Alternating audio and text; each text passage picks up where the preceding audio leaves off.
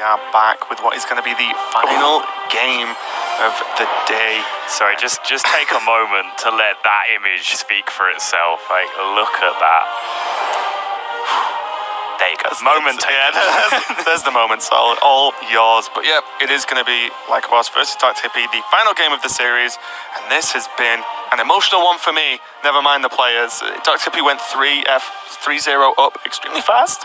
Yeah. And then like Bawse has, like you said, just had the fortitude to just come back into the series and it evened it up. And I'll be honest, no matter what happens with this game, you know, his family should be proud of this performance because that is a very difficult thing to do, especially against a player the caliber of DrHippi. For sure. His family, the Greek community, everyone should be proud of his performance for sure, but it's not over yet. There is still a long road ahead of him. Even if he wins this game, the road is not over. Yeah. This is the first series for him of this tournament. But suddenly, the pressure is completely reversed. Even though DrHippi has what is probably now the strongest matchup for his deck that he has remaining, out of the four that were available to Bawse, this is the one that's probably the most difficult for him to win.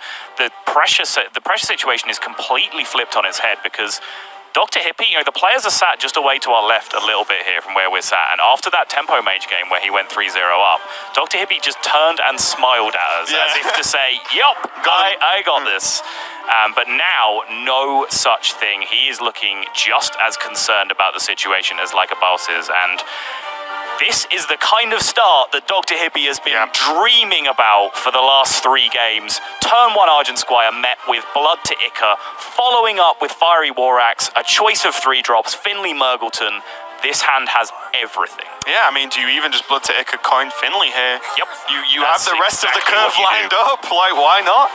And these choices are going to be pretty interesting there. It's going to be the Hunter, Druid, and the Mage. I think the Mage normally feels like the go-to most powerful, especially this early in the game as the most flexible hero power. Hunter is great, midway through the game when you think I'm ahead and I'll use on hero power to close out the game. But did go for the Mage, going to get some good use out of it in this series overall. And this is just horrible for Bawse. This is savage. There's no choice here for Bawse apart from to go for the Flame Tongue Totem to make the value trade, but he is going to be met with the sad sight from his perspective, from his family's perspective, from the entirety of Greece's perspective. He's going to be met with the sad sight of a Fiery War Axe. We've all been there. And DrHippi as well, look at the curve, continues. He has Corcoran, so now his turn 4 becomes flexible as to whether he wants to play his second 3-drop or just Corcoran, into a minion trade, or just go aggressive and go face, because one of the strategies as well is if you can be the aggressor against an aggro deck, they're going to struggle a lot of the time. And that's why this matchup is so good for Dragon Warrior. Not only do they have these incredible early game draws that match up so well against what the aggro shaman is trying to do, but they are so well situated to just flip the switch and put the aggro shaman on the back foot, which is just not a scenario they're prepared to deal with at all. Yeah, not a chance. And now DrHippi just deciding which 3-drop he wants to play. Or even if he doesn't have to play a 3-drop this turn, He can clear, and in clearing, he uses the Blood to Ica, the Mage hero power, and the trade from Finley. Correct.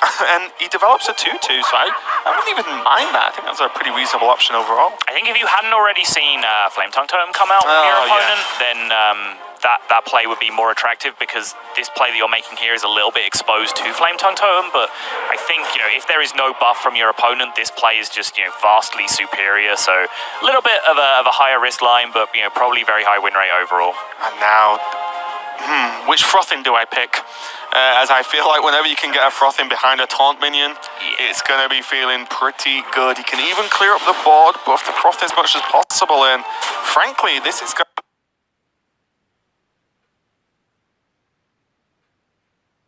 have to draw out a Lava Burst from Bawse, and if he Lava Bursts the Frothing, he doesn't have much room to do much else this turn. He doesn't. The Argent Squire is nice. That at least lets him develop a couple of minions alongside this, but not the development turn he's going to be looking for here, and the hits just keep on coming for DrHippi here. There is no sign of this pressure letting up just yet, and Life Tap, sure, most situations great hero power to pick up, but the amount of pressure that he's under here, he's only going to be able to life tap so many times before his health total just dwindles away completely. Yeah, and now Hippie can just play another Froth in, use that super flexible mage hero power to ping off the shield and then carry on trading and say, have you got a second lava burst? Because you're going to need it.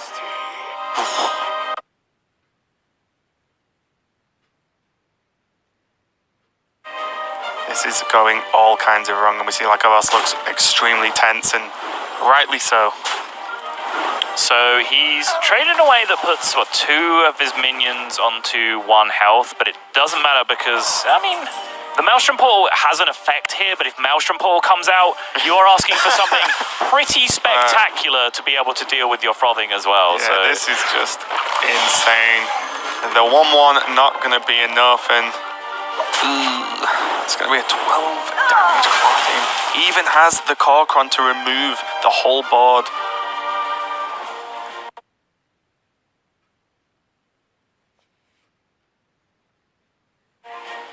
yeah, this is just so tough. I mean, the Corcron pushing through can just go basically anywhere he wants right now. But Still ping as well. he can still ping, so just protecting the value of this Frothing Berserker right now. And also, this Finley's been putting in some work. It has. He's put in a full shift. Oh, this takes me back. The glory of double-figure attack Frothings hitting face against Warlocks. Ah, the good old days, Raven. We miss them. Maybe one day it'll return. But this is looking extremely rough. The Lightning Bolt is going to help Bawse clear up. But he's at such a health disadvantage now. And we can see DrHippi has Azure Drake to refill, continue with the pressure, continue with the card advantage.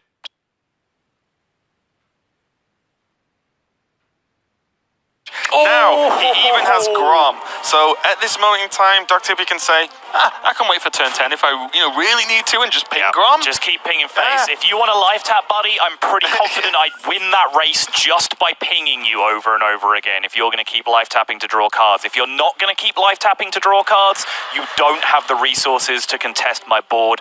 This is looking like a checkmate situation for DrHippi right now.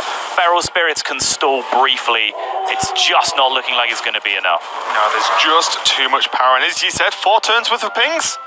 It just doesn't matter. Yeah. It's like at worst. But, we said earlier when DrHippi had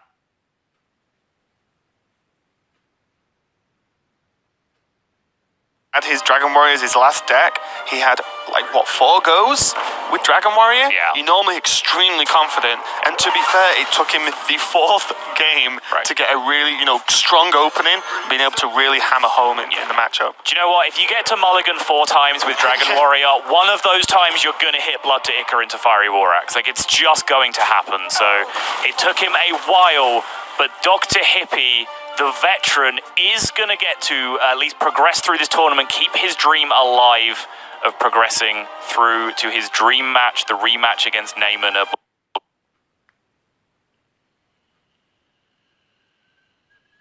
BlizzCon. Now that would be a sight. Be kind of crazy. He does have to finish this matchup though, but it's looking very promising so far. It continues with the help of the Corcron to just not be enough to really answer Grom. Yeah. And again, well, if the Rock Biter somehow kills off Grom, or another Lava Burst is drawn, well, guess what? He's just going to ping face and just keep doing it till he dies. The only frustration for DrHippi over the last few turns here is that his best play has just used all his mana on each turn, so he hasn't been able to just get that clock and there moving. we go. Bawse gives it up. The support of his family has got him this far, but in the end, it's the veteran of DrHippi that overcame the situation. And as I said, he is marching onwards to that dream rematch on the BlizzCon stage.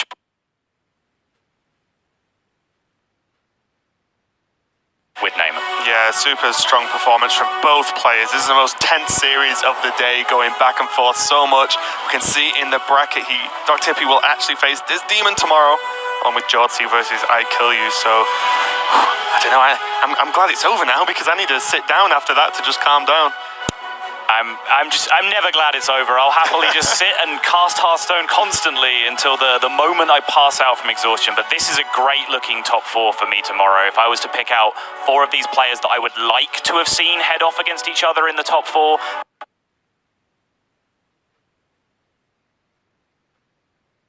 these are the 4 players that I would have picked out. Couldn't be more excited for tomorrow. And we have the winner, DrHippi, over on the fireside with Frodo. Thank you very much, Raven and Sottle. Congratulations, DrHippi, on your victory. The first question I want to ask is, how are you feeling? That series was really close and intense. What's going through your head right now? Що в тебе зараз в голові відбувається? Розкажи нам, будь ласка. Я уже думал, что я проиграю на войне 4 игры подряд. Как такое возможно, я даже не знаю.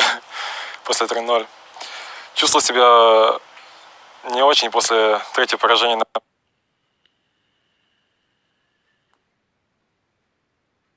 войне, но дальше уже все пошло нормально. Well, after very close call, he didn't think he would win, but once he got to the last game, he realized it's going to happen for him. Yeah, it was pretty close, and I think people really want to see you bring Freeze Mage, but you chose to bring the Tempo Mage instead. Did any point you think during the series, oh no, I made a big mistake, I should have brought Freeze Mage? Ти думав на якусь хвилину, що ти зробив велику помилку та приніс не ту колоду? Не, даже на момент не